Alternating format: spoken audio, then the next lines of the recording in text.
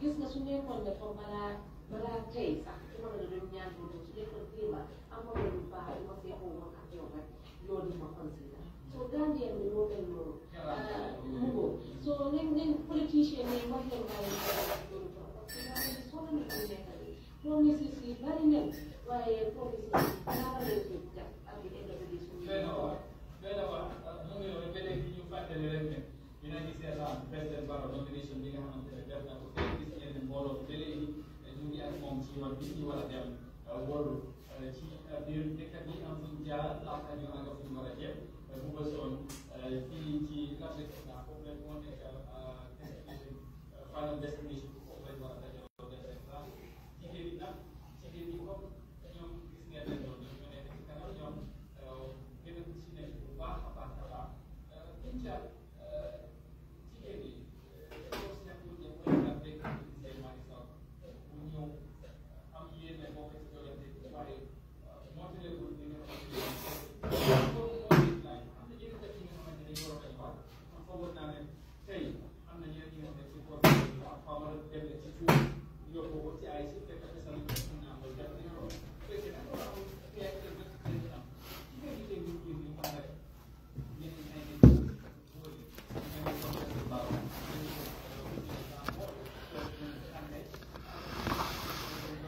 Gaye isa fo nyaadi ila man sana man do ko ka jindi gaye na la man sama do ko ka ali jindi yes lanjo long time akira nyaadi gaye mino be diare do so ko no do ko ni mun gal man fama kodi yeah okay ni wokay kanalam dron lafta kadiyamu moliye men yalon kon tollom banku dimulti yalon adamadium buñatale you know, oh that's great, you are doing fine. Ngamen diam dron ntol banku diwni surtout lam ba ma wolu mba musolu ngal dani alal fam protect adamadium buñatale alay adamadium buñayan dile fanam o bu alala buña men ayadi adamadiuna e mu kafrit e mu muslimet e mu kewudelet walla ete mu fantani kadijatleti ba o buña adamadium bebo buña kono foni fon e fam bondi geto woto alin kana son molla individual interest kan et la selfish interest sul kan ngam fandi value adamadium value tale adamadium mo alala marchandise soleti bara manke adamadium kote la marchandise soti nyin dunia kono Gambia diuni alinga president Barrow jube mun adamadium sifalam. I'm not talking here because of the politics, but kunun ko men keta ntoli ko mu misilimo leti ngo nyato ko men fanam bembulu misilimo lomo andun sonta ko aka salila aka sunne bar salila be manke misilimo hakikanti de sunna be manke misilimo hakikanti Gambia tuma jomale mbenna dinol fay kan koma tuma jomale mu na misilime ya bala fali membe mbala mbe bondi kam bala mbe nyina kela jomalle ka ken na leader sol e ka ke jomalla ntel fuwarolu wodo ntel fuwarolu fana nyantam fanjelale ko nenna leader sol mam value alintel ngam fam value ba bawo leader sol tentel dundila arjanna o leader sol tentel dundila jahannama bar ala subhanahu wa ta'ala membentel dundila arjanna tele ben dundila jahannama wa man satalla no yentel value woto alinkana son adamadun yendi value ila selfish interest la ndol bemu adamadunati fi samante yabe alaleya bara man tan yin dunya kono de hani de dunia ne mo nyimbele kanyantala ni yaje mbenyin kuma kan fola kunun accidano menketa NPP la molla Gambia diun le muyti e botanna kabilo le kono e botanna suwol le kono e botanna tundol le to ni ye different political differences le soto bari ni be mu Gambia diunlet. Yes, Mr. Lamkonte, idimbara, Lamin Konte. Ni be mu Gambia diunleti de. Adu niyo kumayata alayalde. Niyo be mu niyo leti. We are political opponents, but we are not enemies. Ntol fuarolu, ntol le katar bulaka nyi nyaton kol noma. Bara kake jomal lela nafati itili nyaton kol. Bare ni lafta fenna wo nyaton kaya ni lafta la e katantelu bama nyolle noma santolto e katantelu fa nyolle noma santolto hanning ayatar wol buka nafasu te itella leadership nyin kono kunu meni niyo bota fuarollo meni niyo bota sama sene lallo meni niyo bota wandi ballemu fuarolle bamalemu miskinolle falemu miskinolle binkolemu ibe lori ye damen to fonna man sakundal be lole jeto ba walakin anko fuarol it is time we value ourselves ni mol ko item value la e kanke ko komin ko alam antel muila marsan di solleti walla muila beyan leti ntel foni manyan sonna ngam fanke wote.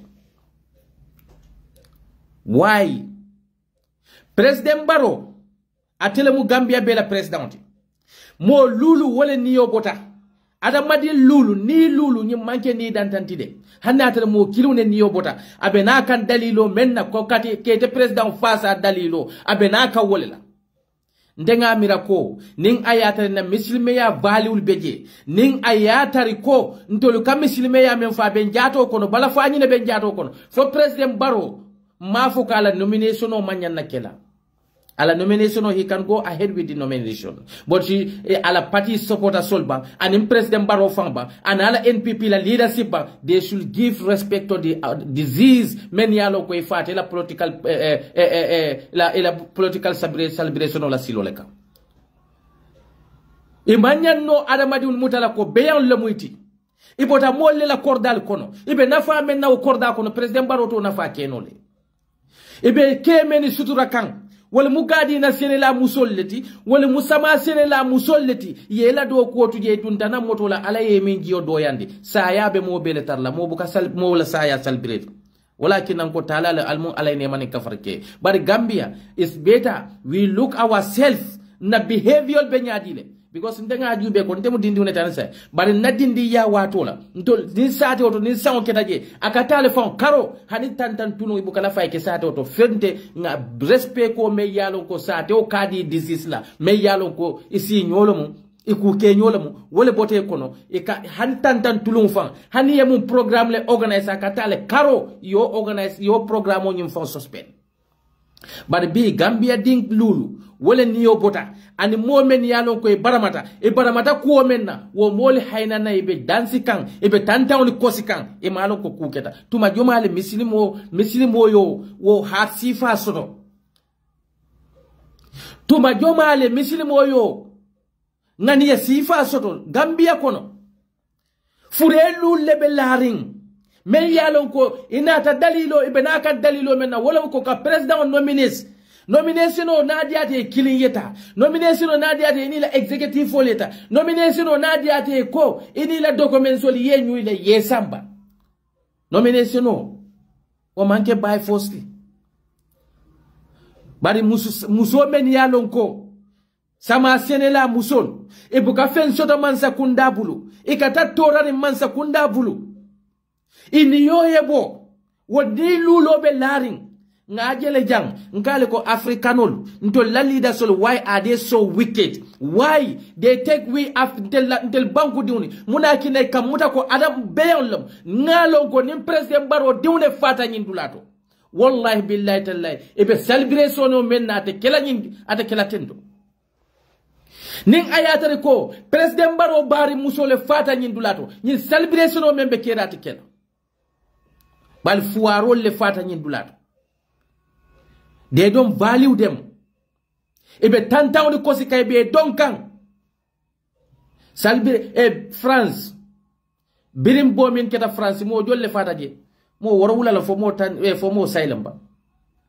Na African useless leaders all. Among those leaders, Macky Sall was among them. inata ye tiketo kuntu sama Senegal la kodola fuaro la kodola to come and show the sympathies or to sympathize with the French government because of the loss of their citizens. Many aloko for more asylum for more konontolambo.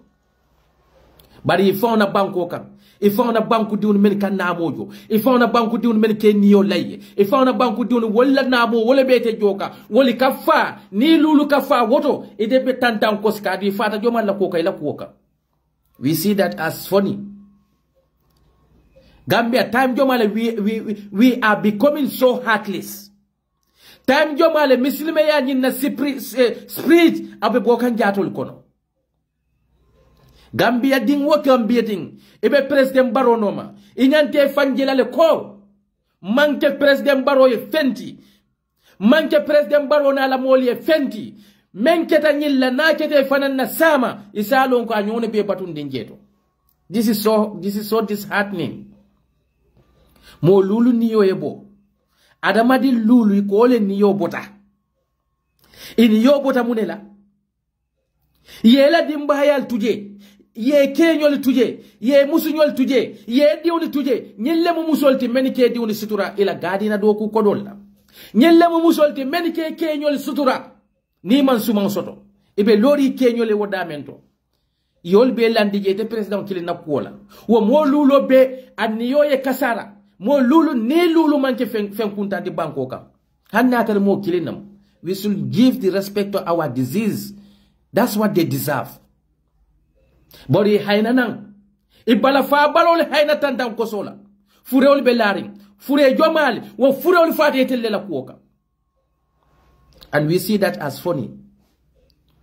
President Barrow diune haina siring America ate diuna sulata bama kolla na idiam adiu nasula ta fala ba fa kolla na idiam adiu ne te mabe la nyun kusi fal bari nte bama nte bari muso wolle kam mabe nyin dulal to ni fata keke ko komen ko wulol le fata ni pareta yeta ko din jika ya nya kibul ko nata sympathies with them woko do bol na fala munela. Give respect to the disease. Give respect to the disease. That's what we know as Muslims. Tumajomale Gambia becomes so heartless. Tumajomale Gambia don't become so heartless to each other. Fureo meni wulita. Fureo meni yalo kwe kende male wulite la suwol kono. Ye diuni tuje ye mamari tuje ye kenyol tuje to. Ye musunyol tuje to. Wal dunta motola. Wal niyo bota wasiloka. Manke mo kilinda manke mo flate. Yo mol fili ye haina tantan kosola. Ibe borika ibe donna ibe kuma kuntawn fola ngin dunya la kola mo men wulite la ko kannan in yo bote bel ifuro hayna laring ndessa walakin nango Gambia ndel fuwaro alin tem fam vali wala ba alin tem fam vali wala ba ite kam mo men makoy wo metelon e kam mo men makoy ala interest aye lo wolela na la interest bantela melon koteke atol men bebe borika Barrow noma nim Barrow tambita nyin sanjilula mal lon koteke for a next 5 years election olom abenal kan wo watole al dewni betar la batakon al barini betar la batakon al kenyol betar la batakon al beta leptano dal be sila jal bal bulol dunnal dakoto al bukatar femmira ka fonna borison al te femmira ka fondo be kende la fate kende yal bari bi isina yali kafu nyoma isina yali kafu nyoma ali ebulo kosi ali etantawn kosi fondin ke jama be nyindulante do ku tebulu fondin ke jama be borla nyindulante ba fula ko Barrow by force do ku tebulu yijita sanji lulu e man do ko sono Barrow e mune kete fondin ke o ye sanji lulu ila political right lem to support anybody you want. But inyante mira fana ifao fana kuna. Isi la fi mola nyaunya la fi fauna. Isi la fi mola nyaunya la fi badiuna. Isi la fi mola nyaunya la fi diuna. Bari itebe do ma ko la abadiun ke la fenti. Nye minister soli alte diuni ke la nyin dulado. Nye minister soli alte Hamad Bala muso ke la nyin dulado. Alte Ibrahim Silla la muso ke la nyin dulado. Alte Mamure Njay la muso ke la nyin dulado. Alte Bayla Amedi Jobu diun ke la nyin dulato. Alte la muso ke la nyin dulato. Bari jomal la musol ni diun beta jentel fuarole. Nkonte bala fala mfanye. Moli kamuta komi nko dafioni. ntelle ke domorindi baro kam men domo ntelle ka diala baro kam men dun ntelle ka diala baro ka fen siti ntelle ka diala nim baro sasa tan ntelle ba jarala ni na fuara ya be nyaawonya ye mo lulu woniyo ye boyetela kuokan ite bellori be tantan kosikan ntele ngam fankili misile molla ngon kasalin kasung moli nyabe nyine bebe siri be derin tek usasolle imamolle Tuma Jomale, Gambia become so heartless. Tuma Jomale, we became so heartless. I don't care whether UDP them, APRC them, GDC them, any other political party. Stop being misusing our people. Niye programo soto combo. Alala programo ke combo. Combo nkoli men bejali kaf nyoma. Ale fata mbanyol nimfanyol masantoto. These are poor people. They don't deserve nothing. They don't deserve this nonsense from anybody.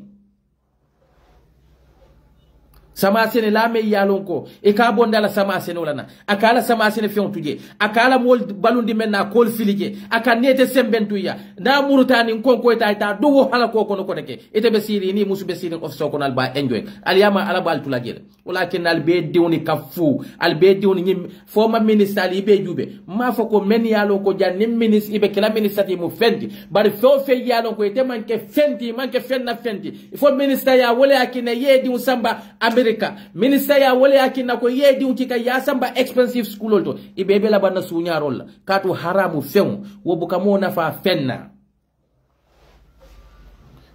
every region yela region lesono ni miti be kala basal basen kol kafu nyoma je miti be kala farafenyal badi bun kol ni farafenyal kol kafu nyoma bare al stop al mol overload fuaro men yalo ko sanjilulu al mamboro provide noy fuaro men yalo ko sanjilulu al man sama sin kendo provide noy fuaro men yalo ko sanjilulu diun lebe fakal leptano ko because of lack of equipment and medicines e kana o fuaro le kafu noma ko ekate la political power le nyita molla ye mol bama nyul kala marchandise ale mol fal kala marchandise ntel bama nim famal musama sene lalete al man fen noy la sama sene dal mema ko no the innocent peoples innocent souls ifata e hayna lari al betantan kosila what a disgrace what a shameless leader we have in that country.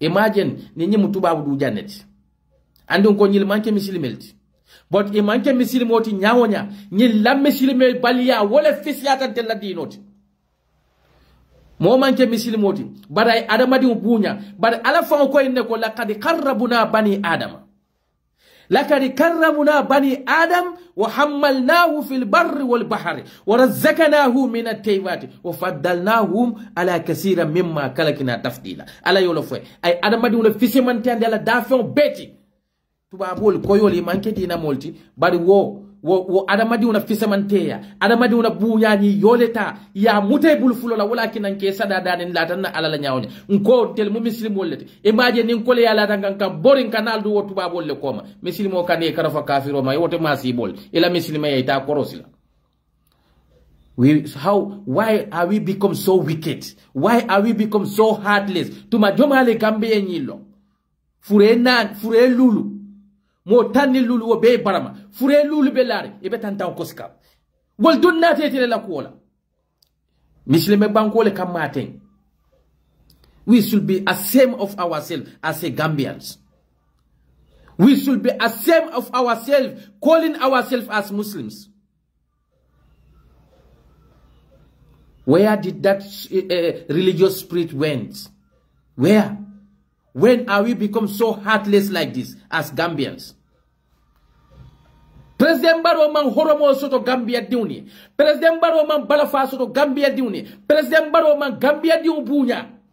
Ngajele jang bini murtani Gambia di muanim fende fataje President Barrow tata lo bufa so nabe tantan kosila imo furim mali imo kurum mali nintuba bolle yake na woti ticket to say na solidarity with the white people ka jitandi la kon nata solidarity le al fota la molle but al fon la banku di kafa africano why we shouldn't ask ourselves why are we poor like this, why are we backwarded and like this, because we don't have respect for humanity.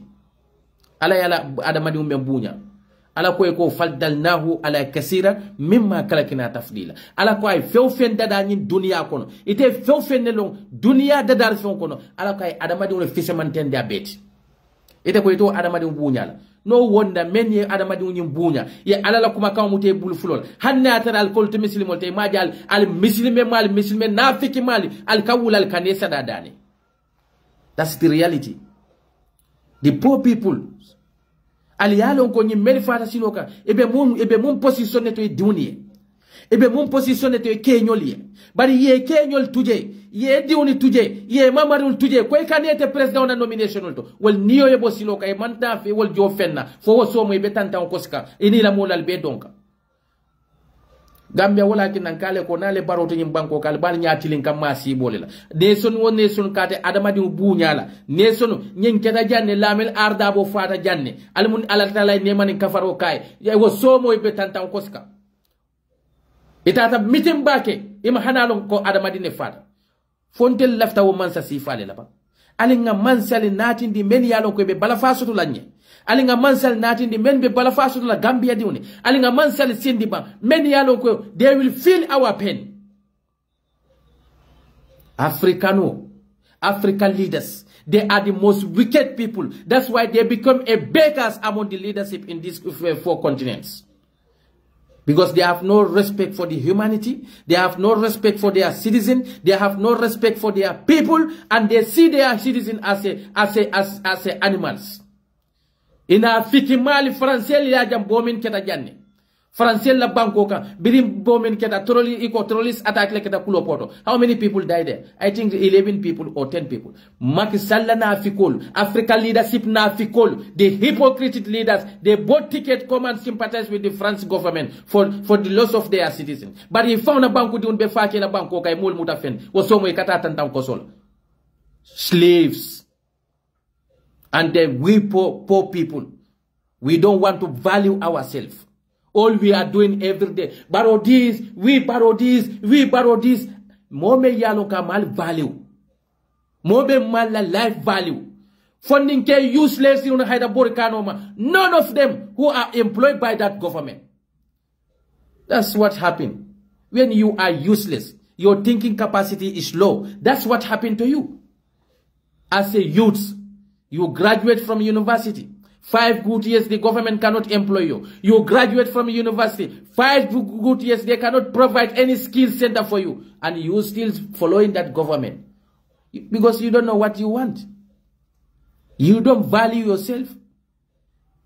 Yatal le bani fanyul be president no ma we kari wal bafata wo fuara yalla kono ida fana nata yete men dunde karamudo pour ye fannafa ida fana nata no ma we kari ida betula wo wi laytel ni diwni balla ko do sunyala al fuara mali nal courantale yetula be kala dani rote social media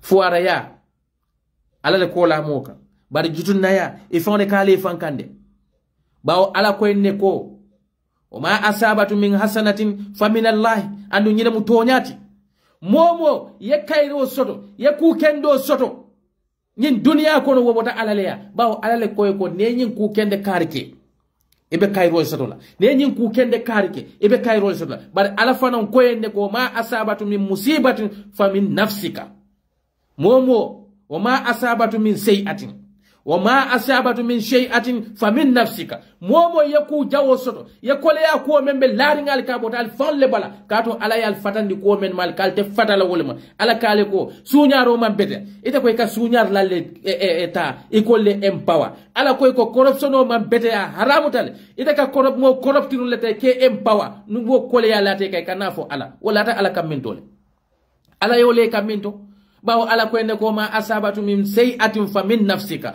momo ye ku jawo soto kole ya soto abote fawne bala anda wala mu toñati birin tumo men na ko kale ko suña roman bete al kata molle al kamolle empowerment kal suña e kale ko corruption o man bete e ka al kata molle empowerment ka corruption o lal kan kura la tal ka kura me yalon ko asi jara non la banko kay kale ko al beta jara la abroad le e ma wo soto ka fo molle ko ala le alank e fa e fion mel lay fanka. Why tell poor people we cannot respect ourselves? Ni ba wulita kaye kon kata barola nomination la fay koy titala. Ifa wulita kaye beta fay kitam fa.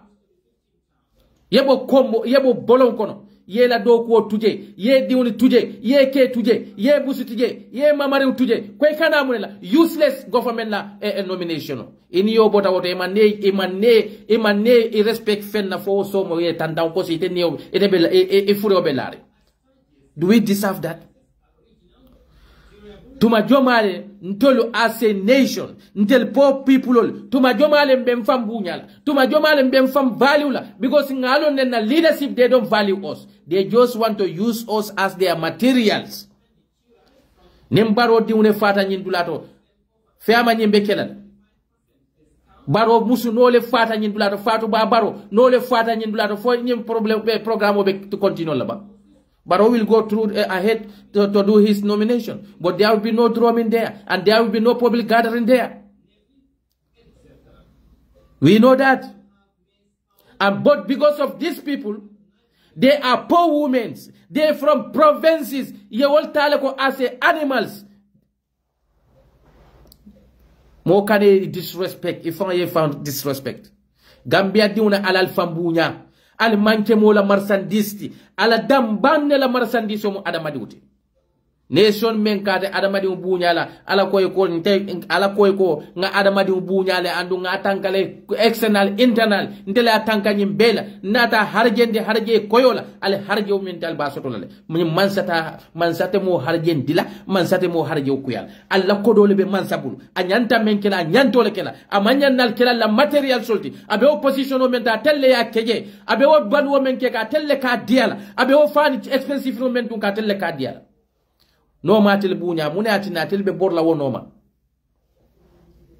alal fanyininka ntolu ko mu muslimo leti muslime biya e bala faale natindi muslime ya ay nyo kanole natindi muslime ya ay nyo la problemo yemen fili nga fili al muslimu akhul muslimu muslimo be mu badin kilineti. But did our leaders are practicing that? No. They took us as a fool. And we took ourselves as a fool. That's why they are using us as a fool. Look at all of these ministers. Their children have been going to the private hospital, private schools. Some of them send their children to the abroad to study there. One minister soul be al kawole defend pour wal dewni yetwo privilege nyil kono bara tel dewni wal yetu sofare.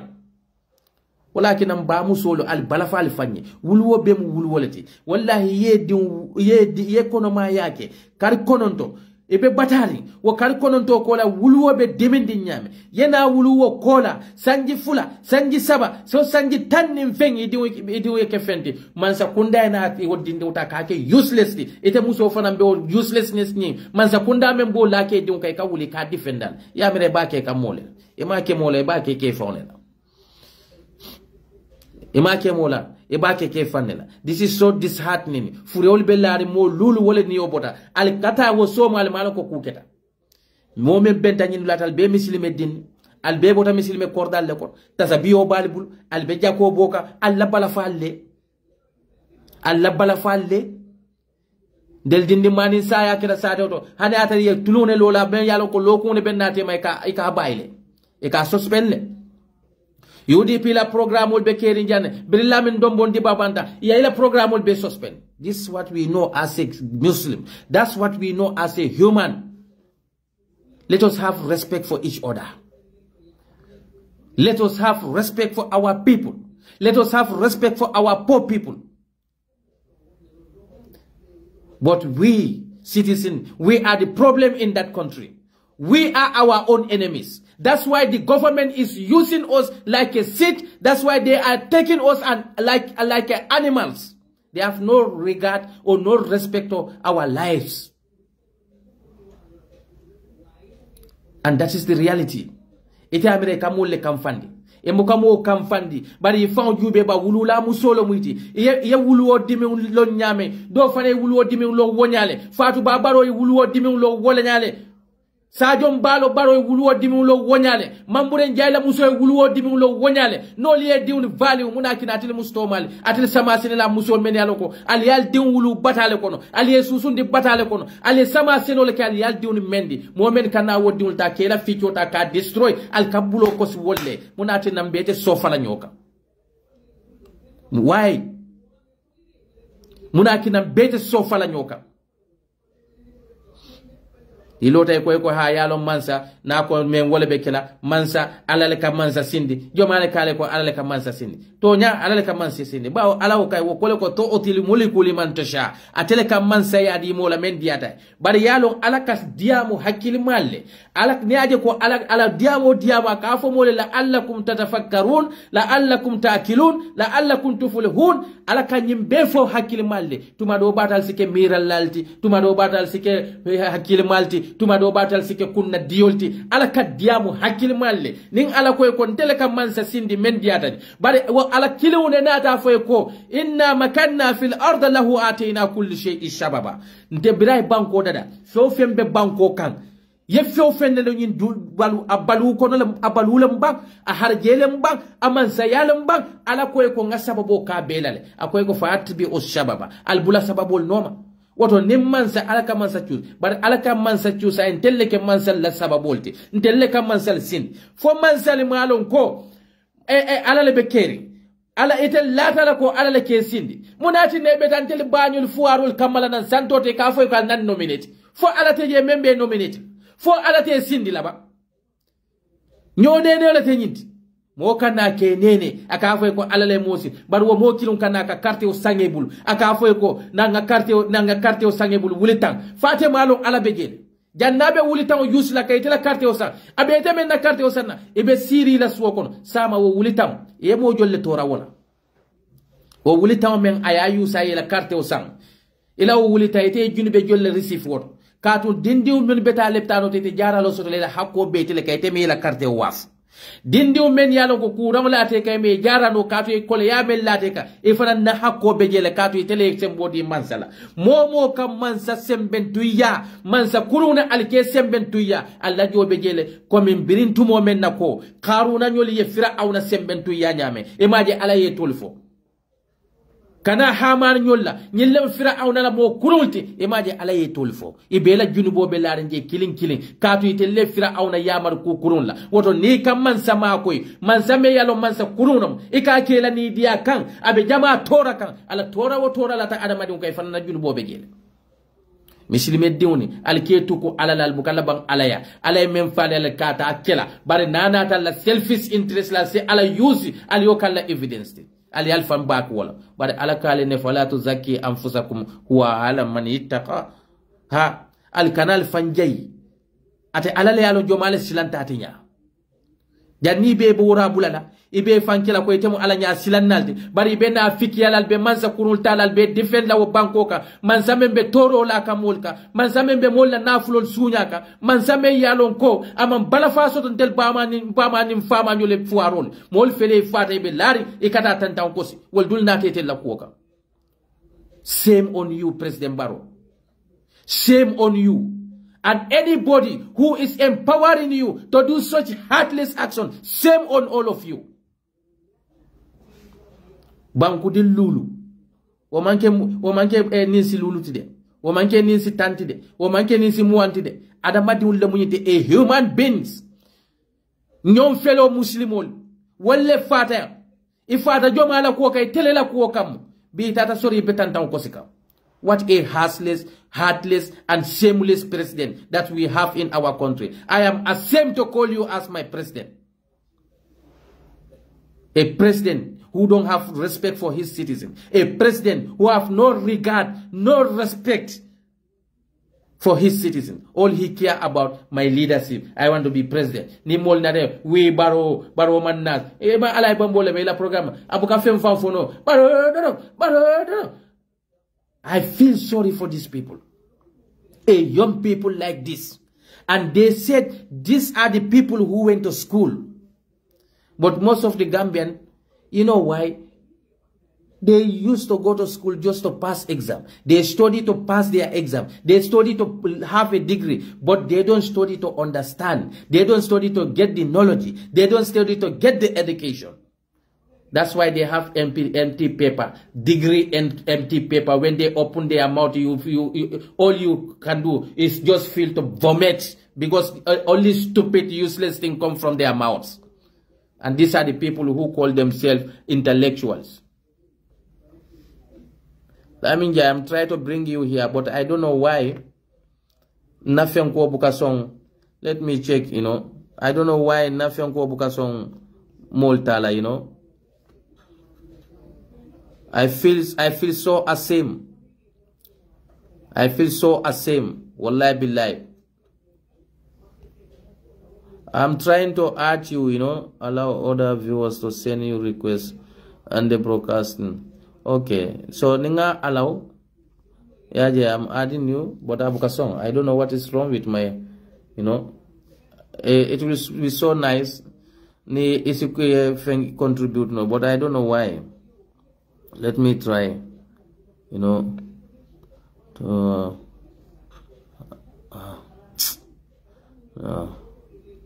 it's so sad.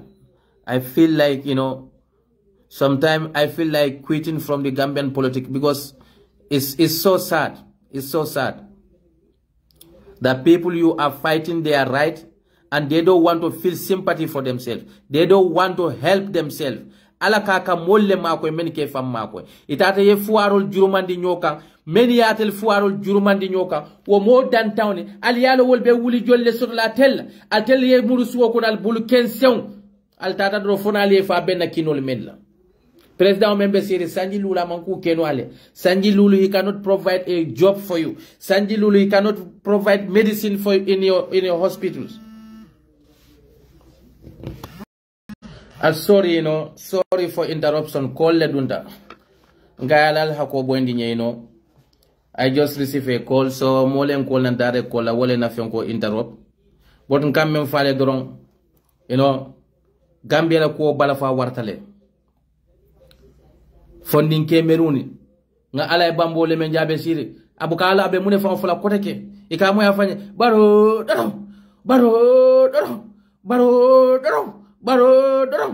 a useless youth. Ite be man sakunda men support kai. They cannot even provide employment for you. They cannot even provide skill center where you can go and train and be independent, but not to depend on the government or not to depend on one individual person. Ite bukan salary soto je. Bari moli ka kodin di men soto ikete ni bo wolla. Ite fana be wolla to. Baro. Hala kole banyati linkalla. Because ite adamadi ummenko ite karantale. Ite fanwe isula kuo. Ila na famu menti ibuko lonno. Fo fentali kunkonon teman lafi kari nyoli la. Kari nyoli te sila ja. Wa kari nyoli mel te sila ja. Wal kiyama fang na ban wole bebete hariteti. Self-hate. Self-hate. Ala ya lonne. Mobuka mo konde. But ngabaro konne. To the last, because of muneketa abe action o menke ka wo bankoka ana abe disrespect men tilling kan Gambia diwla baro man Gambia diwni respect fenela niaje ten ya abe ngonkoton din kon niaje abe siri motoka baro aliaju bel abe ta kan nomination la abe siri motoka abe tonkoton de kamta ko juburlam malo fale juburlam lo molika e katale fem wotumonte mama yalo mama la kurto si unde mu mi osi bundunga kono mama kio ala kurtu sin wotumon bama ka woleta ka ke jubur lawnte comme ka doko lote comme Cristiano la nyin crucify fen kote ye kan kala ten isaje ko ye nyin kurtu funtum ba dunga la kurtu warlem bade me warta doko nyin di ya dunga la ne hayna na be pukarinte e ko som day kam da robot nim sulawle woni yaje dron e ka fole mole hayna lorinje be ne baroje siringal moto ko na be ten e kam da ko jubur law fo sam damira fo den ko le fonta ye e ka fo la nyin menna ko mam fo ka fo nya kumpo ngamire kumpo le da yole ndala moto kuna fanga be sirin ni aja be tende kukuti you know toleo anyon president tolote Africa kono ate amira ko president yamu muneti ro mol benale bafule Cairo Baro Mamadou Baro dimma Najuma Jallo dimma bawo NPP be keta jalolete hana foro diwni keta jalote ni president Baro jodo Cairo Baro mannas idina ta folo kemo ele harila foru mol kono Gambia almo ale mbeso almo ale Gambia bonding situation kono nte mamira sometimes I wonder whether our school the last school fund na school fund na education system ay mun na fale soton na bankoy ni be NPP la forumol ko ni nata momo nata be na Alhaji Mamadou Cairo Cairo hino te Fantankal Baro fenkote a beketa jalinde te hani foro diwon keta jalote NPP kono. It's a shame.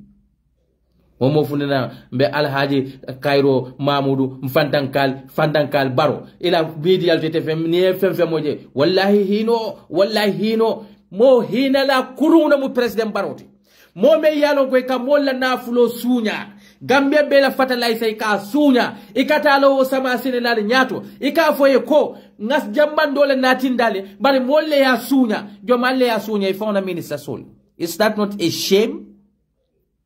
Atel Gambia diune munan kam mira nyaadile yemo bula doku wala wakanalo e nyaatiluna aka foy ko nga mo bula doku wala le bara suñaro leke bar suñaro ni ayen diminne ama foy ko ngaluwale lakam e kabulo ko si ay ite sama sinela wo sungu fon kanalo e nyaatiluna ka foy ko be agriculture minister baro e musol le sembentu ya baro e fenkole bare bi musol le fe musul le folo hay fro hayna laare baro be tan ko sola is shame on you women men yalo kalbe baro la mansa kunda kono alla selfish interest kola alte fenna bawo yen bugule liggey yen dole bugal liggey sen taro lole bugal le karek na topa fuy toye nga topa rek fuy toye so lende ak nga ñeñu wallahi baro defa am yere mande baro defa am lifin bi baro ku bala baro lifin la baro kan moy ku baro hut dara yow ak baro yen yep tapale kat len parce que yen sake kat len yen bugulen liggey di hales ba dole lol len topa si baro parce que yen dengen am ne baro defa toy ni dunda forumul ko ne bafula am nga man baro affaire baro mo mané am nga baro ku bala baro ku am yere mandela ni amoy fo fenna yep tapale katilen de ñem buka sake halis Gambia sa halis Gambia halis ba dole lol len buge halis ba lo dole lol len topa si president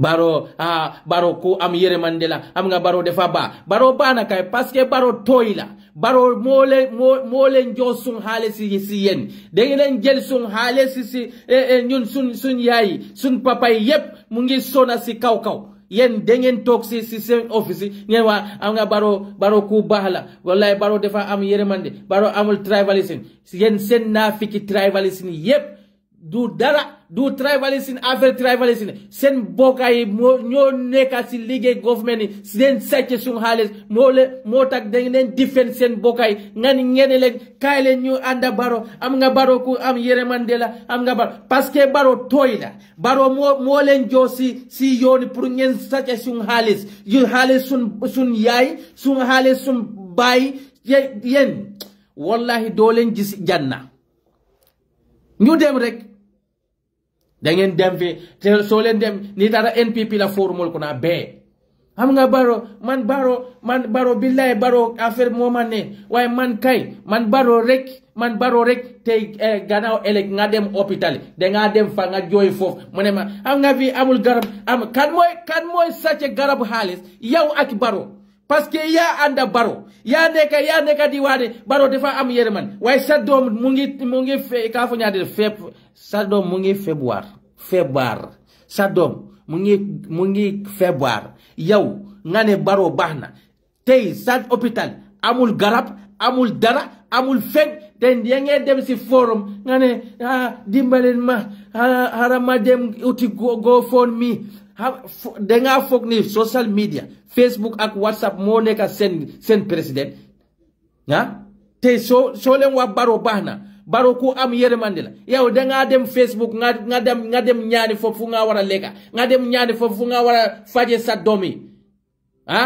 hana baro mo neka Facebook mo neka sen president te yawa baro ya wax ne baro ku am yermande la baro ku am lifinna abe sache abe fen abe amul holulu dara tu wallahi Gambia ñu moytul amna yen amna jigen yi bu ngeen oy sen boppa man amna classe yow da nga am classe yow amulo business yow amulo sa sop sa dem yow den den jay sa mola jo xaliss yow da nga am classe yow do muna am dara si sa boppa du président mola may président mola jog xaliss pour nga dem duga président mola jog xaliss pour nga dem jenna sa yerem président mola jog xaliss nga jenna crédit te ya ngay ñew fi nga ne man am na classe man ban classe nga am classe ebe lol la nga am classe ebe am nga classe ebe den de jaay ebe si stress latre kunda faje kunda ebe center yow ebe class nga am yow do yow amulo class de parce que yow munno dunda sa bopa da ngeen taw fi man am nga man dema handis na baro defa am goal bu set baro gikom bu moma nehe baro defin ba moma nehe parce que yow da nga buga xaliss ebe tay sa doomu mu februar nga jël ko ci nga dem Banjul hôpital nga dem sun leptan bi wallahi baro defa wara waxade baro da nga wara jena nga waxade parce que sa ministre yi liglen dara sa ministre health minister bi so dem hôpital yow am nga problème bu nek hôpital way da nga wane baro defa am yeremande président bu am yeremande tay hôpital garab amul fa président bu am yeremande tay sa morom jigen mu ngi dey si lebo yaw ndesan alima ko suru akanto it's sad, very sad. Baro amna yeremande nal nata jalba fula Cairo Mamoudou Baro ando me yatel NPP kol munal disgusting ni kale ko amul garab sin hôpital wi Baro amul sun lifin bi maro bi defacer Baro mannas sun yoni baul Cairo Baro sun security bi baul Baro is here to stay mo neka sen lifin sen manifesto Baro Cairo Baro Mamoudou na Jallo Baro mannas mo neka sen manifesto waaye sun jigéen mu ngi del hôpital néglo sen affaire parce que yéen da ngeen am e ka fo ñaadile hate mo neka sen holy tey yéen ak Baro yépp sen holy baaxut yéen ak Baro yéen amul yërmande ku am yërmande mom defa jenna garab pour sun domi ñi su dem hôpital ñu faj leen ku am yërmande président bu am yërmande mom defa wacca sun price maro président bu am yërmande sun jaayi mo dey ni 5 people mom do dem mu dem defal sabarkati dedet ñun muslimu leen ñun yépp julli leen ten yen sen morom julli ñoo dey 5 people ngeen dem feccal tey ana sen yërmande yen ban façon yërmande ngeen am nda yërmande Baro la yërmande du sanwo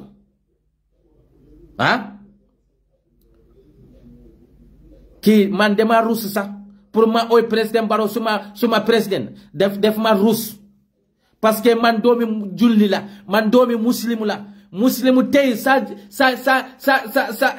boka muslim so dey da nga wara am yërmande da nga wara joko respect kam way yen man dema rus si yen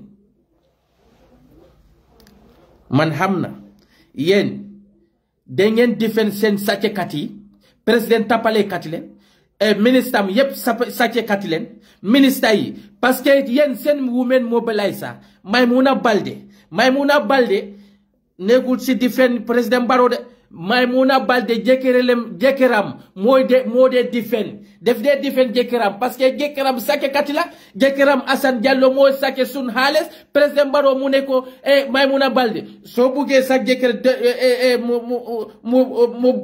ma lifin ko ma bayil ko pour mu du dem prison fonga fasa suma pati mo ne ka Maimouna Baldé tay def ko takal lifin nama be mu set mu ne wi Barrow mu ne NPP doron du NPP doron de tay jekeram def de difen jekeram waye mom Maimouna Baldé bara jekeram mu involve si affaire fertilizer bi affaire si scandale bi Maimouna Baldé nekul si politique de mom def de do solam waye de time bu se jekeram def ko sacce sun fertilizer tay mom xamna dal ci suma fasa Barrow suma jeker defa dem prison tay Maimouna Baldé jena na mu ne ko man dema nekk président tay man dema defend suma président parce que président bu baax la président bu baax de président baaxut de tay Maimouna Cissé xamna de président Barrow defa corrupt moo tax président Barrow def Maimouna Baldé women mobilizer tay NPP sen women mobilizer jekeram sacce la du noonu amna NPP leader bu bari ñoon yépp defe am ce scandale tay NPP scandale parti la yéen da nga den ñeñ fi ñu ne la Barrow am nga Barrow affaire am def ma de ne mané Barrow kay billahi Barrow defa baax nit ku baax la nit difim bi la waaye UDP xam nga ñeen seen problème moo bar kanga am problème ak UDP yéen yépp ku leen wax UDP problème la UDP violence yen ken musu wax ban UDP mu violate law the constitution Gambia ku ndesana ande alma ko sur wakanto way yen yep sen lifin na rek da nga de defend sen onkuli parce que sen onkuli sacce katilen bayla mel job sacce katila Mamboure Ndiaye sacce katila Alay Cissé sacce katila atodum this man atodum foreign minister Tangara yep sacce katile ñone ka boy Yaya Jammeh te système bobu la ñoo daka si Gambia tay amna boy ñoo sorande président Barrow parce que ñon defun amne dal président Barrow defa toy président Barrow amul dara président Barrow du dara neku ci bopam du chicken wings mo yako bopam ak kong ak mono ak Samba Hakundo man yen bu bari fi aljama be jal man Samba Hakundo ndim fulol le sitan te bota dame fulol le beje ala fo Samba Hakundo ya fay Samba Hakundo nono sifa do le moy kanin na mo le mix ñola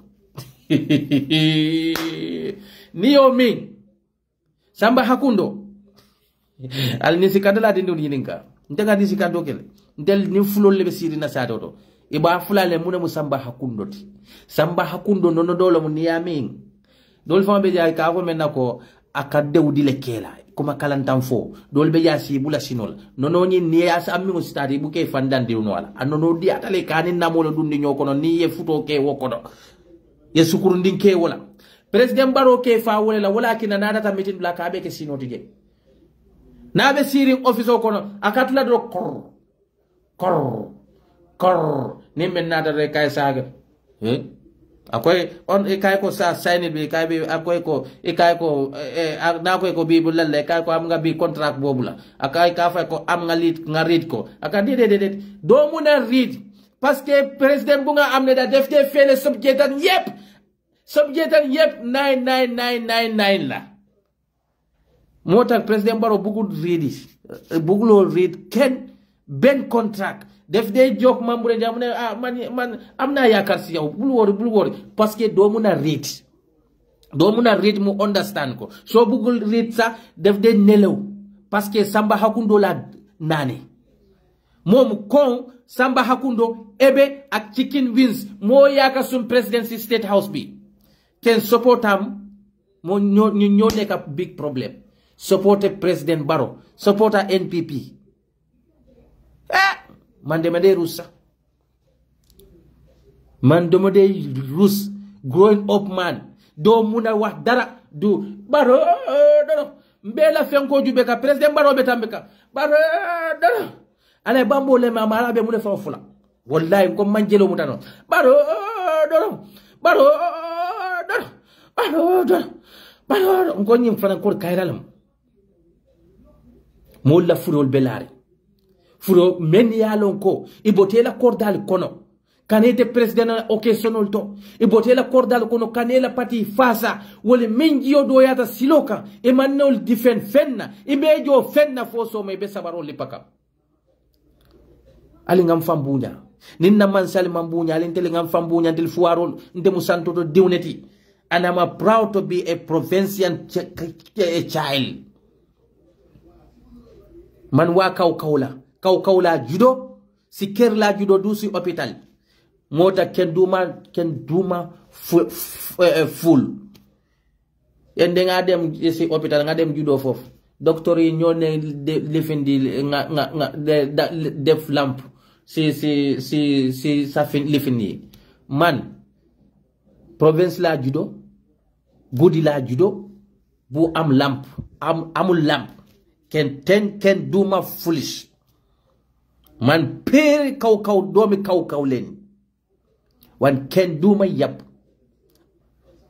ya man duma de butli ken ha bal foolish mol men kamta ko alay bambole men dindi kortol ko tita do kula amar jite nyol ite ko ni la intellectual you are doing bootlicking fay kan neniro ke moli ebe moli ke la nenir lawta nyon din kuru yata kere moli ke koli ka fay ko takar nyol nenni e ka fundi ka bula ke balla ke adama di wona dem furi yalo wala foloto because muna mo ila balu be bulolo kon bawo malla ala dun ko enko o ma min arda illa ala allah rizquha ala koy ko man yattaqillaha yaj'al lahu mukhrijan yarzuquhu min haythu la yatasibu bihi momu lata alala wallahi ila funti wo funti ala ke harje fennela e mammen expect bar foyela alalla bar ite ko ila balwobe mol le bulike ko kar nyol jabi e be fundi le be mol alfali men yalo ko sike mamati e ka fundi ko ne te nyon dim kuruna be kere jomale be Essa Jawla ko la ta kar naniye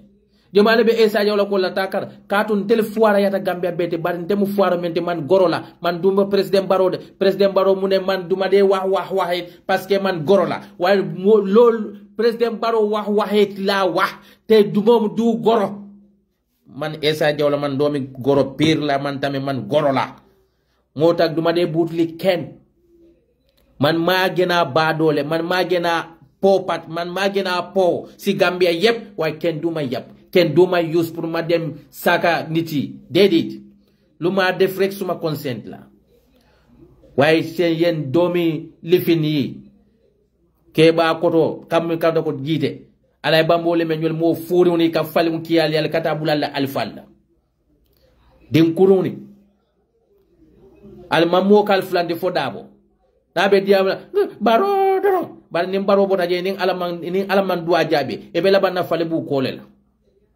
bo furi woni manza kunda mo sila fenko jiki wakama manza me yalo ko ala mun fale mamoy wa tilkal ayyamin nudawiluha bainan nas nam manza ya tilol katala mo letem ni ti amina ko manza kilinde jamano be de tula abe koy lalmal kalma ya jamela green boys green gal sol nyininka ile bi ye kulubali asifa beke Gambia dulla but where are they today alal hakilotu ebe president support that doesn't give you audacity to insult the elders in that country.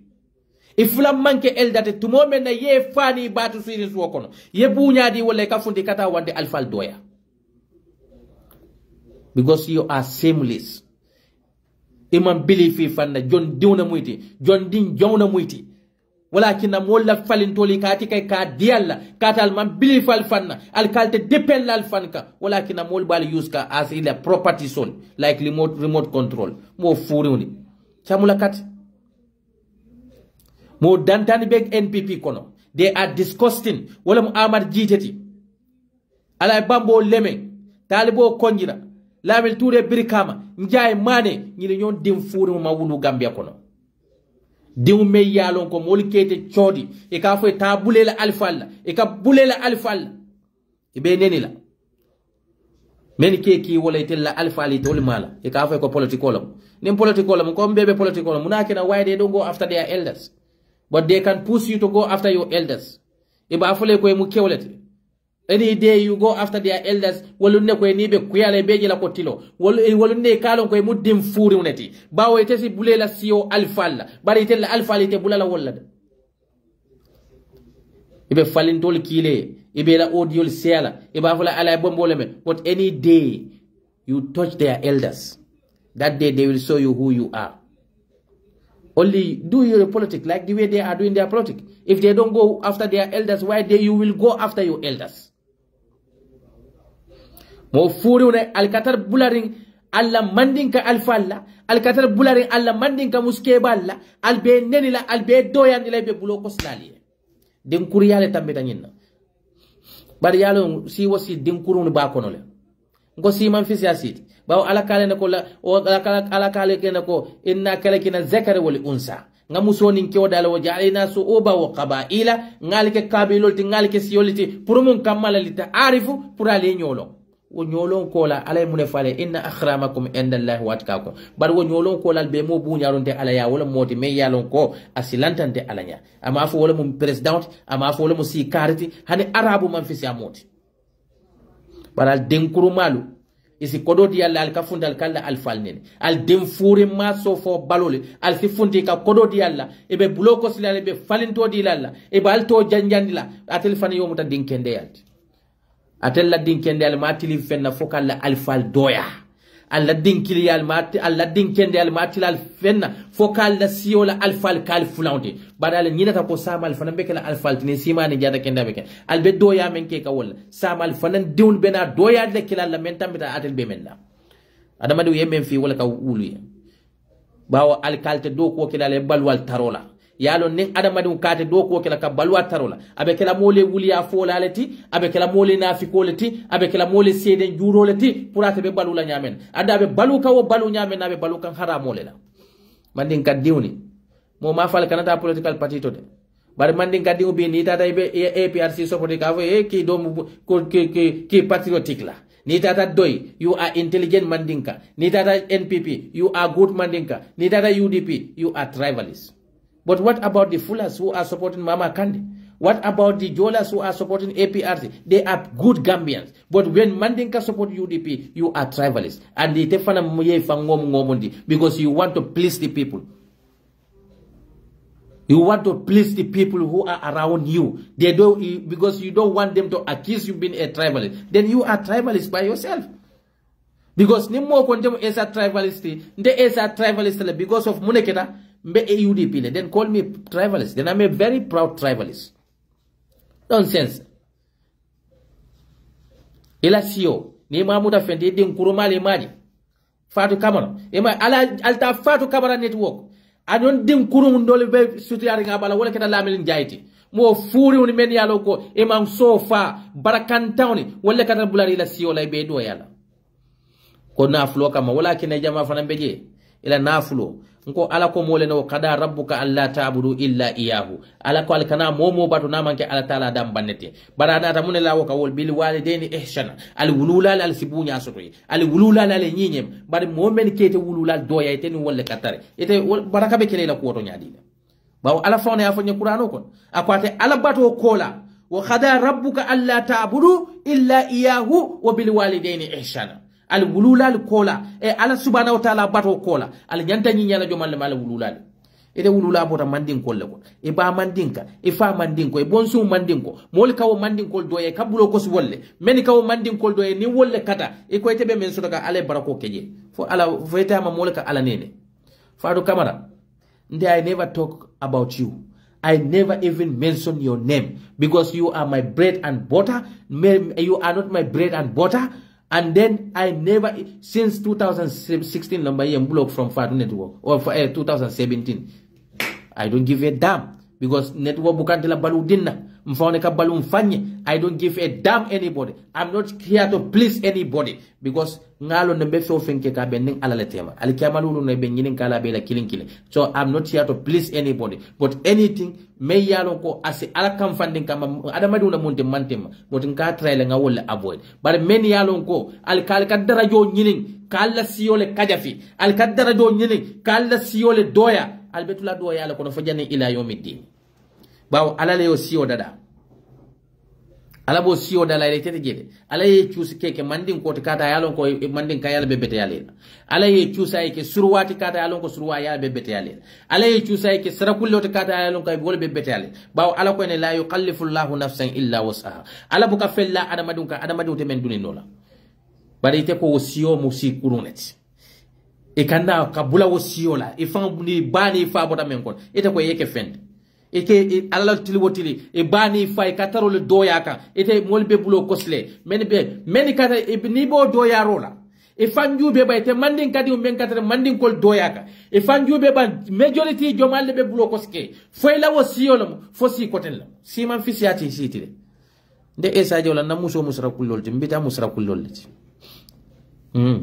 na muso ndiwon bama sra kullol. So wato melka Essa Jawla kili tribalist la ndeni te memu tribalist la at least ndaga si kote ni memman ke na sioti nka afuta nyawo nka surwa kan baramala nka fula kan baramala bale te me yalo ko nange fa ye fancy andat o man de tora fenda but don't go after my elders and use politics as your advantage insulting my elders. I don't accept such nonsense from anybody.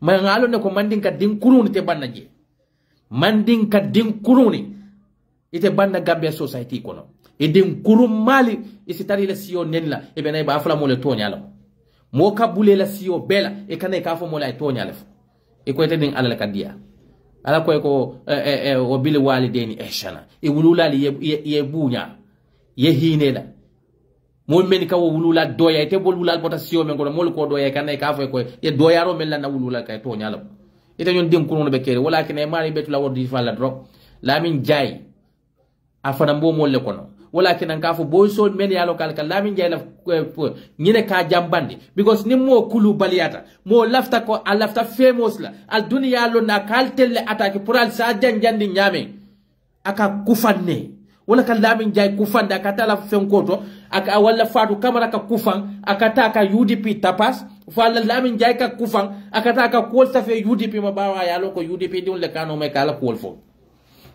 jutu mola ni jutu da mola mo me yalo ko abe wuliya ma nyale keka abe animal ko le keka amuta ko animal don't give him or her any value because ko tell value tale they have class itel yamina nyin dunya na fulol mo fiombe ala ko ne al mal wal banul le jinatul hayatid dunya nyin dunya ni dunya na fulo wallahi ha manke fenti na manke dunya nyarande fion lete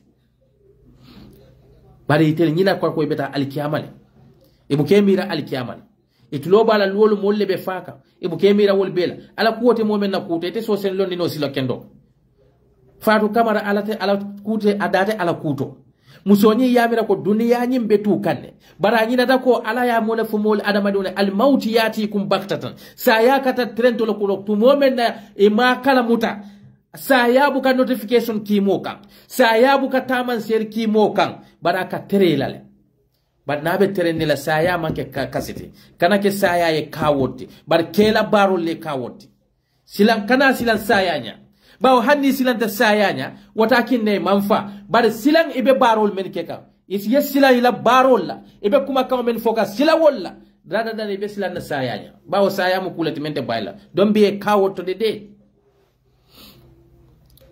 bar mandin ka din kuru men yalo kal katal bulari alla alfal nenit ka fole kono site nyin Gambia kono men diwni kallo e Kenya tilila alfal la namanke mandin ka diwni let all in the name of politics abe mandin kadin bari korosi ba mum mandin kadin si falle moyte mo furi mandin kadin men yalo koy koyte do ko kela ye balu tarola bari wandi taro koy ka balu wala bunatina wandi molte yusila puri e lafta men na ye balu wo haramola bari telefona lafta men na yoke ali be jube ka fo kono.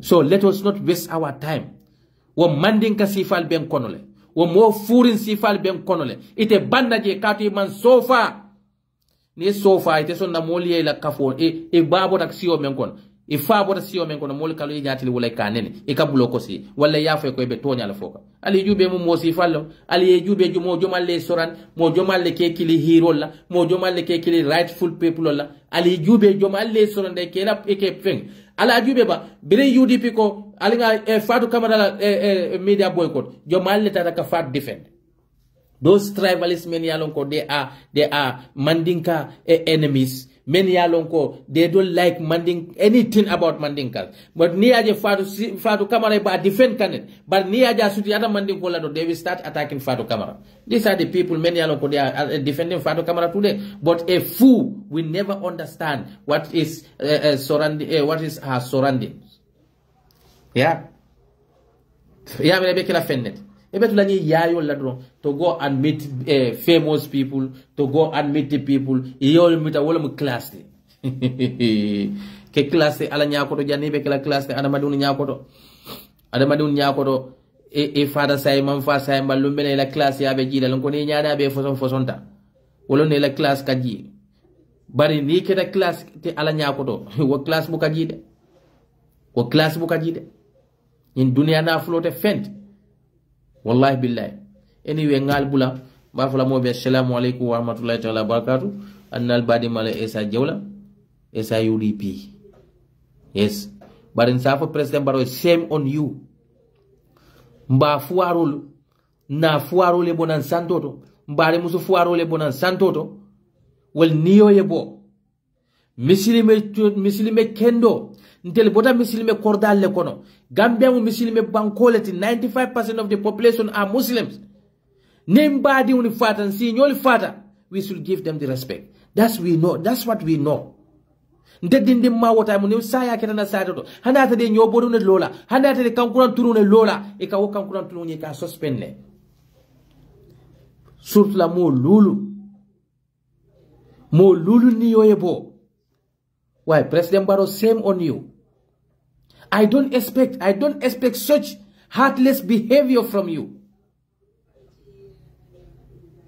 Africano la ko bala fa wartal adu ñemu African leader beneti bawo ngajele kan Senegal jam Ousmane Sonko la demonstration mo jolle fata je français li hani la journaliste ma bula kanaje bar birim français mo jolle faje mo worula fo mo say ko toroli so le faje Macky Sall shamelessly I ticket o sang kakana solidarity with the French government for the loss of their citizens, but they found a bank don't kafa. You never send a guest to them. President Barrow also the same thing. So you can see that African leaders, they value the foreign lives than their own citizens' life. And this make me pissed off. I'm ashamed to call President Barrow as my president today.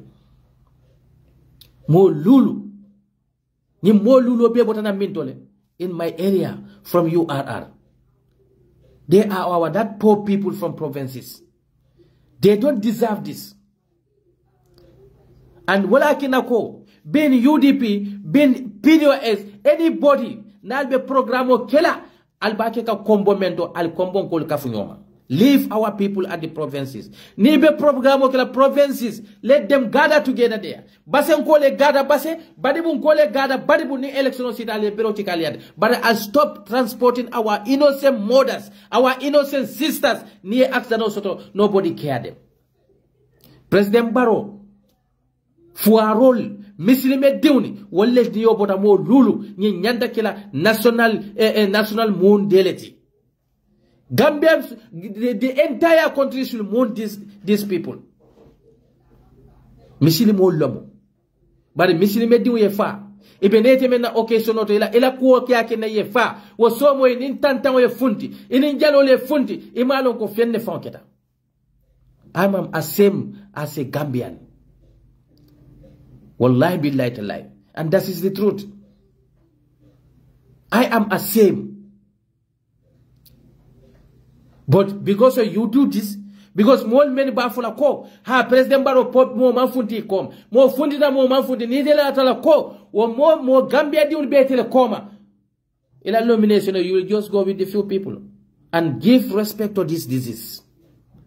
Give respect to the people, the innocent soul, men fighting on your mission. But you don't do that. But you still go ahead with the downtown drumming, singing, like nothing happened. Nata kita banku kota to al sileta rosa fela mansa kunda balafa balole al bajela ko mo kurune al banku di unal mol muda fendi bari nembant la banku la sileta rosa fe you so solidarity with them. But in your own yard, banku di un men ke sindi men ka carte o fayi wal niyo yebo fure lulu belare dol bejebe in critical condition yol bulage tata tan ko sola ebe wurla like nothing happened. What the family of those diseases are going to feel? Do you know the pain the families of these diseases are going through? Nil fanang ye place le soto ila family liye. Yalo nebe suturo menke ke nyol laba. Yalo nebe suturo menke ke di nyol laba. Nil buka fen soto mansa kundal kono. Bari nil ka depend ila sama senol ka ila gadini senol ka nol niyo bote ila kuoto President Barrow. They deserve something more than this. But I'm sorry for Gambia. I don't know when, as a Muslim, when did we come heartless like this? I'm so ashamed. Misilime dun, misilime banko kamako kafiri banko, misilime banko kamako kamda ko dino nya atem bala ko take, bala fanya botam bala le fereng. Almun alay Gambia makoy, almun alay sondo mol faling. Kan nyokano dundin sondo mol kono almun alen sondo mol falling kaje ko na nyokano nyi na muslime ya kano kamma ale men falim al muslimu akhul muslimu muslimo be mu badin kilinde kila ayola fa sallallahu alaihi wasallam woto ninna mol fata, let us have respect for them. Ni lulu manke ni kilintide hanna tare mo kilawna surtala mo lulu wallahi billahi tallahi muslime banku kendo, they will call this as a national day. This is disaster. But President Barrow don't amalo mune fonkeda. And I know ninyi Sadio Balom Barrow le dundanye aksano kono. Ninga atare no Fatu ba Barrow le dundanye aksano kono. Wallahi President Barrow, you will not do this. He will not do it. But this show us that ntol Gambia diuni, ntol fuarol na nyato nkol mam value, imanna life nyol value. Let us value ourselves. We are poor people. They are not doing anything for us. All this nomination gathering, we are doing for them. It'll duni. Being in many father will duni be. Will iketaban townity. It duni keta fan townity. E mamarun keta mamarin townity. Maman townity. But President Barrow na duni bejede. President Barrow duni will nyaba ifakanne. President Barrow duni nyabe bakanne. President Barrow duni nyabe mama kanne. Let us see ourselves. Nimol me muta as human. Ifam muta as human. Nimol me la life respect. Respect your life. Nimol me la life value. Value your life. Bawo ala ko ne ko lakade qarrabuna bani adama. Nga adama di buñale wa hamalnahu fil barri wal bahr. Nga tankande tintola konotola nga tankanda betole. Anata mune fali wa faddalnahum ala kaseera mimma kalakna tafdila. Adamadu fisamanti dafe wo dafe nim alayat ate alaya dada ay adamadu na fisamanti anda bet adu adamadu na mu fenti me yalo ko alaya fanjay birab alameta fanjayolan alaka waso afannal baraya lota ya fanjay damento wala mu adbiray adamadu dada apareta kay ko fatabarakallahu ahsanal kalikina ten tobe ate alaya daman soye atele mu dadar lal beto dadar lal ay nyimfo ala ay sawo dadala mafu ay banko dadala mafu ay fankasol dadala mafu ay konkol dadala mafu bar biray adamadu dada ya fanjayla ko fatabarakallahu ahsanal kalikina wallahi ate alala mu dar lal beto dar lal nyimmat. And that is the truth. Woto ala prouta adamaduna ala la marsandi solomo adamadunde. Let us be proud of ourselves. Let us value ourselves. Let us protect our poor mothers from transporting them from our provinces. They don't deserve this. Ni lafte bero di la fine. But value their life. They cannot die like that and you treating them like animals. 5 innocent souls. We fa banko menka iko misileme banko long nin dunia ko tele tombe no nyimbe foti kan yusul beto BBC, CNN, Al Jazeera. But because what? We don't value ourselves. Dunia tem value la. France mo lulle fataje fomo worol fataje terrorist African leaders will in combine ko nata solidarity with France government, and those leaders, how many of their citizens, innocent citizens, they kill them?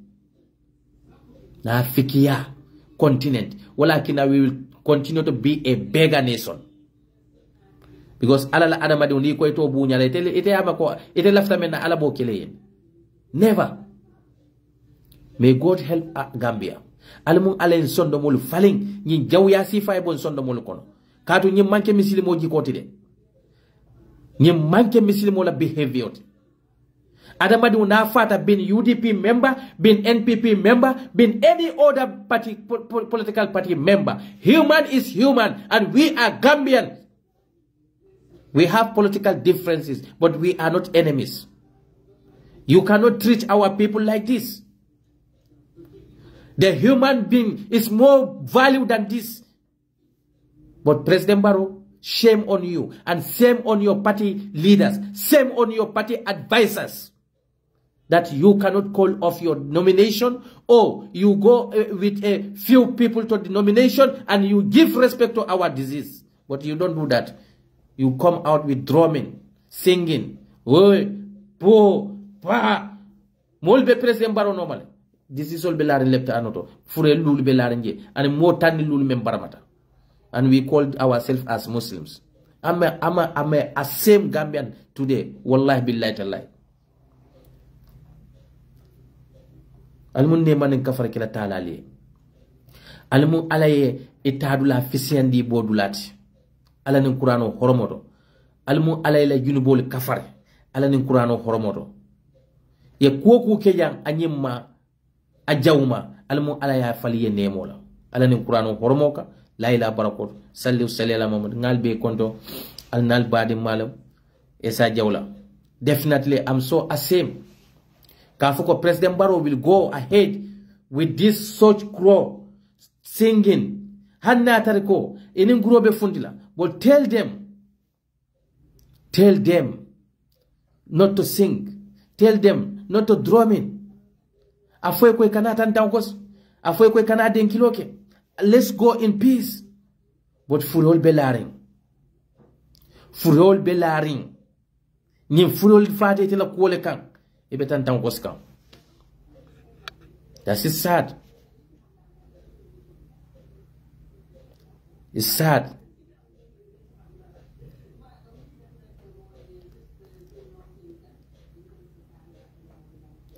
Umar Pane, I don't listen to, actually, I don't like to argue with people like you, because you know what? You are unbeliever. Imalla alafona, because he's sondomo kono mansenea. So Adamadi men sondomo kono mansenea mbukala fi night diamo, because ite Adamadi ite is seem that ibe alala dankamo le kono. This Umar Pane, all he believed tribalism. Let me tell you, the people men believe that tribalism na mo nori unle muiti. Bao kila kwa haramutale ala kama betea. Birin kila lota hazzatul wada ay munefo arabole la fadlu bayna al arabi wal ajami wal ajami wala mu siwo siti koteki ako fisamanti ate moni motema but ite Umar Pane ite la problem of a tribe. I don't know whether you are even a Muslim or not, but I feel sorry for you. You should be ashamed of yourself. Wallahi. It a tribalist in white majority feel that whatsoever. That's their business. That's none of my business. Being majority, nibe upset wala mandeka being majority. You are a fool, useless man, and you are not even a young man. You are an old man. I feel sorry for your kids. An old man, me yalo ko dimbaya lebebulu. You should be a good example for your eladuni. You know, I feel sorry for you. The people like you are poisonous in our society. Because you are shameless. You have no moral. You have no morality. Adamadi men you are shameless. Because every time you comment on my post, all you doing, Mandinkas think they are majority Mandinka. I don't argue with such peoples. Ntela muso manke Mandinka, muso manke lankoma. It's not Mandinka. Ndiuni bari uni manke Mandinka. So the stupid and idiotic people like you are the disaster, are the poisonous in our society, because you have no God in your manner. You have no malule soto ijato kono. Ala te balakono, because ala mo keta ala normality. Ite ko kasalile kasunne. You should not be here preaching such nonsense behavior, and itela behavior be mold. And I don't associate myself. Fekajele had in a post near comment because since the day one ngaje ko ila problem of tribalism, I don't have any problem. It Umar Pan and Betelema. An old man like you, I feel sorry for you. But kila ko adamadu me yalo from 18 to 15 to 20 to 30 to 40 to 43 years. Adamadu memman falling no jikola wote falling no la koteke. But I sorry for your kids, because munemu mo me yalo kai hetri soto aka diuni fana dundi wo hetri le kono adu nie dundi wo hetri kono. You are going to disturb them, because tomorrow you will not be here with them forever. My kids, they don't even know. I only told them that I'm a Mandinka. But whether their mother are Sarakule or whatsoever, I always tell them, human is human. Every black here, when they say, they tell me, Papa, that's my uncle. And I'm so proud the way I teach my children, because I don't want them to feel hate. Because hatred, you are punishing yourself.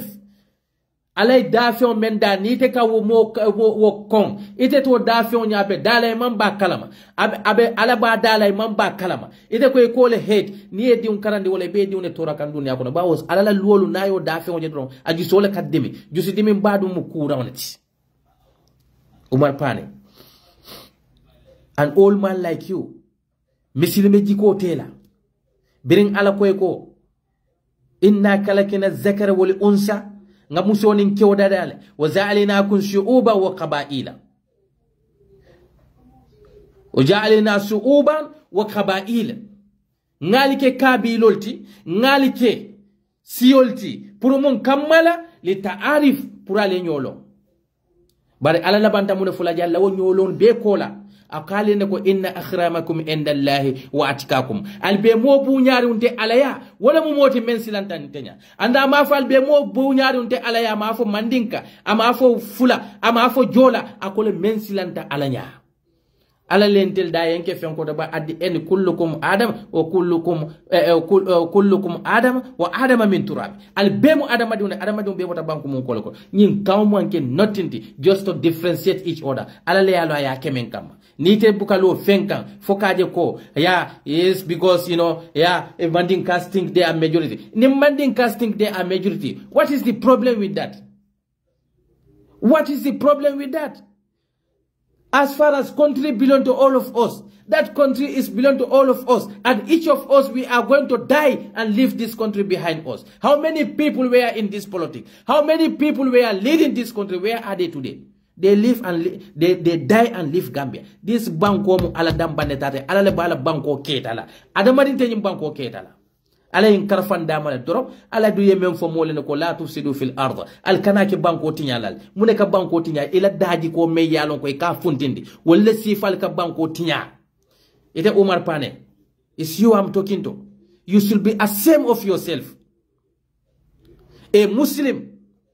Ini mu'min ka Quran kilun kana Mandinka fula jola sarawule al beka hadith kilun le kana al beka Quran kilun le kana al beka salinya kilun le la fente kun kono Mandinko le amay telle munyindi. And so what? Ni Mandinko le amay telle what do ye Mandinko fisian ditile ba bari bukaje mola men hakilo yiri wata walakin kila yulfu ako ala inna fi jasad adamadi mu jalto kono mudika organ lebeje wo organ nyin kila ko ija salaha salaha jasadu kull na go ogading na kende yata do balo bele kende yata ija fasada jasadu kull ako bar ni wo ogan tinyata balo bele tinyata kila mu ne fo la mu sondo moti ite sondo mole tinyata i sondo mote bala because adamadu me yalon ko ite buke mira fenna fo si kuodron ite ya mira ko siyo mu muneti ni be badele ke badele as adamadu ni fate be fure kula kase adamadu ni be kasankila as adamadu ite kasankila as mandinka ite kasankila as fula ite kasankila as wolof ite kasankila as sarakule ibe kasankila as muslim as human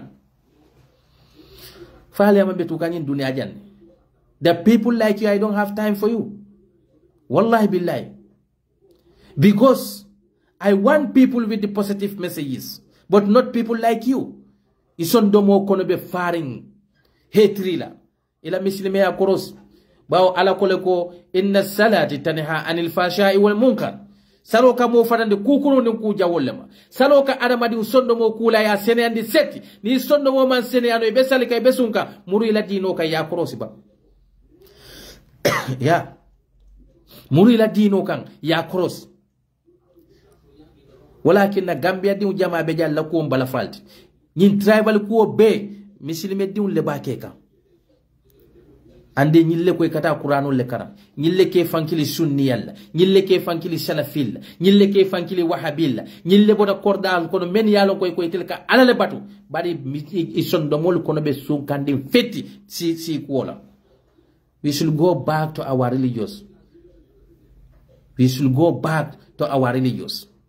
because of what deti me yalon ko ñim africa ñaton ka kuruni ntel fulolu jolale mandin kol e nyanda mem fon kala nyebu ka keno nye mbebe sofar nyoka wo fulol ni jolane mandin kol ni surwa mbe hayna hala kiring na mol hayna laari leptano to bankoka du dekia muna kene ma fo ni mu fulol le talen kanela ndije hana yile mu mandin kol la ngani dol lande bankoto you cannot think that your thinking capacity cannot even give you that but all you think UDP think that because you are shameless. You have no brain at all. Adamadu men yalon ke made that thing. Umar Pane always itela comments be. You always write comments on my Facebook wall. I can tell you that I'm too decent than you because ntela batu ngafe. Ndela musol. Sarakule dim piole bembulu. Yeah. Malo foyalo. All this nonsense tribal comment all. I don't want to be involved there. Because what will I tell my kids? What will I tell my kids? Will I tell my kid bad about their uncles, Rakules? Will I tell my kid bad about their fathers, Mandinkas? It's such stupid people. Jabilal. You always comment with this nonsense or trans-tribal issues. I don't have time for that. Because I'm a unique family. You can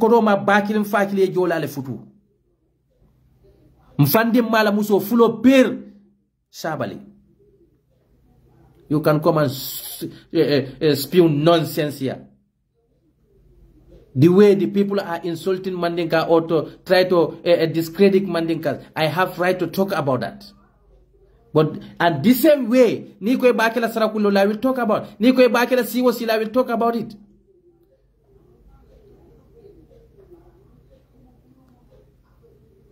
More many aloko they went through so many traumatization in the country. Bialte wolle nenika. Ika foko the country. Who's supposed to be unified more than the UDP supporters? Because these are the majority victims in the Gambia. These are the victims. And these are the people we should beg them to unify. But you are every day out insulting them and it's still a hypocrite and open your mouth telling the people that, yeah, we should unify the country. When you and your hypocritic President Barrow, al-kal nyati al-kawo victim sol leneni. Fali ama arabe sinol. Na fikolu. Ete Umar Pani, I will soon block you. Because I don't tolerate nonsense comments in my wall. Because every time ninga comment, ninga post you come with your this nonsense tribal issue. And the man didn't. You are an old man.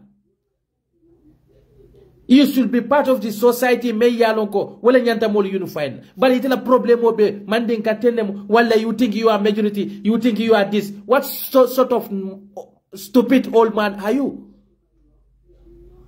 Are you not ashamed of yourself? Don't you know that you are an example to your children? No wonder we have so many hate children whose hearts are full of hate because they are from family like you. You teach your children about hatred, and you still call yourself Muslim. You tell your children, I'm a Sakule, my tribe is more better than all these tribes. And your children are grown up in that. And you are giving them the false mission. What sort of nonsense is that? I don't like to entertain such stupid things in my world. Because it's a problem of Bay. Mandinkas think like this. Mandinkas are things like this. UDP think they are the majority in the country. And they're the white majority in America. When the white majority think that's not my business. An old man like you, every time you come to tribalism. It's a tribalism. And you call yourself Muslim? You should be ashamed of yourself. When people are talking about the important things, you come here and write this bogus statement. You think you are the majority in the country. That's what happened to white American and so what. And these are the kind of NPP supporters we have. Majority of your supporters, they all think like this. You will just say anything about President Barrow. They will come out, yeah, this Mandinka think you own this country. Who tell you, which Mandinka will tell you that we own this country? Because they are hate. They're from the hate families. They teach their children about hatred. You see there's so many kids, young people, 20 years, 25 years attacking Mandinkas. Because they learn from their parents. They learn from their compounds. What a shame, families. You should teach your children about the oneness. What God said about the human. Unifying the people. But ibafule doing so saying bowed, ibafule doing so say about so say dem folk nyo. If you fana wo fate do to loko dani mandinga man problem so no mandinga ko jesi lokanda o dakatra kamfari ngakaman. Shameless people. Sometimes I don't know what is wrong with the Gambians. Ndemalo fo alala hala ko lafta jila nyimbanko kambamal because ika keba si falje involved into the tribalism. It make me upset about the Gambia. And these are the people many aloko ite lekata jame olto, ite lekata misir olto, ite lebe sadal boka, ite lebe ta gamme dulalto. Wala ki nan konna muslime nyanta cross lale. Bawning alako ko al salo kamo sondo mo senyandile. Ite be salika be sunka sondo mo be norin sek e nyante fan cross lale. That's my last word. You know, ngal be tendu ngal jay ala baraka. You know, sometimes some of these NPP supporters, there's upset people. And ite Omar Pane, you are one of those people. Ite you are defending President Barrow because of Munekena. Ya miracle, President Barrow is fighting against Mandinkas. That's what you have in your head. A shameless Gambian you are. An old man like you. Always think such kind of thing. People are thinking about how to develop their nation. People are thinking about how to equip their hospitals. And our leaders are not doing that. People are talking about it. You come with this stupidness tribe issue here. Nonsense. Anyway, I'm sorry for the language, you know. But sometimes these people, they upset you. You know. Because these are the people, about a cordal men kone betenne. Ye fam fisiandi mo kote olti ya ko ibe kamfari mol kama men yalo ko ene man ku fon kela mandin kol man ku ke mola ite men felete lula passionally ko mandin kol nyine kenna mo kote men bafla mandin kol te wodene te lula ko